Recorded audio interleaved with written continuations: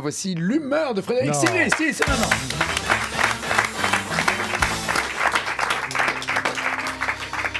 Bonjour Nagui, bonjour. Chers auditeurs, futur conseiller Pôle emploi coucou.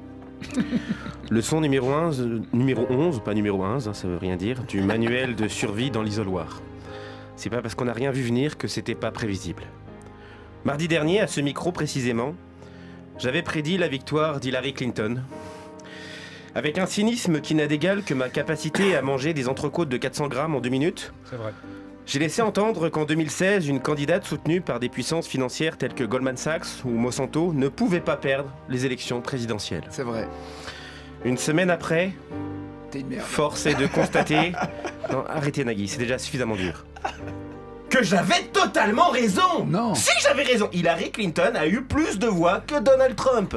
26% des voix pour elle, 25% pour Donald Trump. Bim. Si elle avait été élue au suffrage universel direct, ce qui est le mode de scrutin idéal pour toute démocratie qui n'a pas tué d'Indiens pour leur voler leur terre ou qui n'a pas balancé de bombes nucléaires sur des femmes et des enfants, eh ben Clinton serait élue. Comment ça de mauvaise foi ?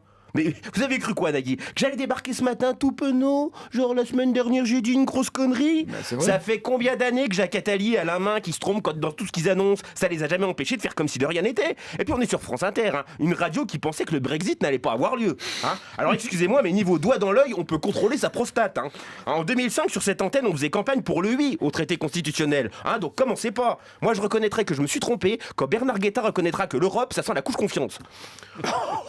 Aux États-Unis, c'est leur système de grands électeurs à la con qui a posé problème. Alors c'est difficile pour nous Français de comprendre comment ça fonctionne.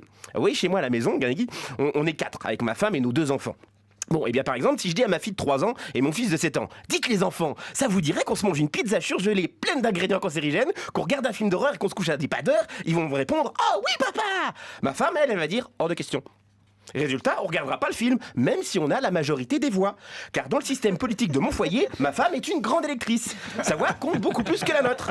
En fait, c'est comme dans l'émission, hein, si Nagui nous avait donné le droit de vote. Hein. Ça, c'était pour la forme. Mais maintenant, intéressons-nous au programme de celui qui a été élu par ces gens qui ont autant de pouvoir que Nagui et ma femme. Donald, il a promis qu'en 5 ans, les États-Unis seraient indépendants des monarchies pétrolières. Il va chercher du pétrole partout. Hein, en Alaska, il y a des ours polaires qui vont tenir des pompes à essence désormais. Hein. Ce mec va faire à la planète ce que les flics américains font au noir. Des trous partout. Comme ça, le travailleur américain, il sera tout content, il aura retrouvé un job et un cancer. Oh, grâce à Donald, je gagne ma vie en la perdant. Youhou!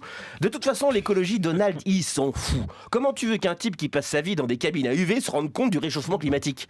Et quant à sa femme et ses filles, je doute qu'elles fonctionnent encore à l'oxygène. Hein. Il y a assez de plastique dans sa femme pour faire exploser des maisons en Corse.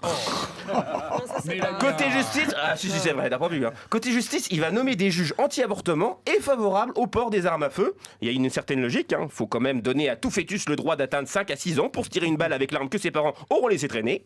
Côté injustice, il va expulser 2 millions de clandestins, ce qu'a aussi fait Barack Obama, mais ça n'a rien à voir parce que se faire expulser par un prix Nobel de la paix, ça a quand même une autre gueule. Enfin, côté bonne originale, il a nommé Stephen Bannon comme conseiller, un homme qui ferait passer Robert Ménard pour le Dalai Lama, antisémite notoire, qui ne voulait pas que ses enfants aillent à l'école avec des juifs, mis en examen parce qu'il cognait sa femme, et qui tient un site d'information d'extrême droite dans lequel on retrouve des articles du genre « La contraception rend les femmes moches et folles ». Bref, un grand romantique.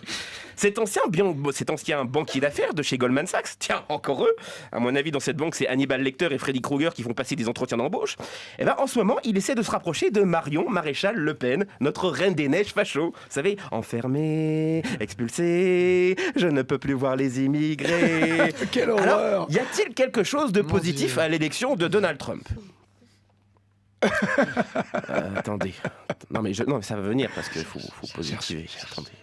Ah si, il a décidé de ne pas percevoir son salaire de président. Il va faire tout ça pour $1 symbolique. Il a été frappé par un éclair de lucidité. Il a compris que son poste de président, de toute façon, c'était les Américains et le monde qui allaient le payer. La bande originale, Nagui, sur France Inter.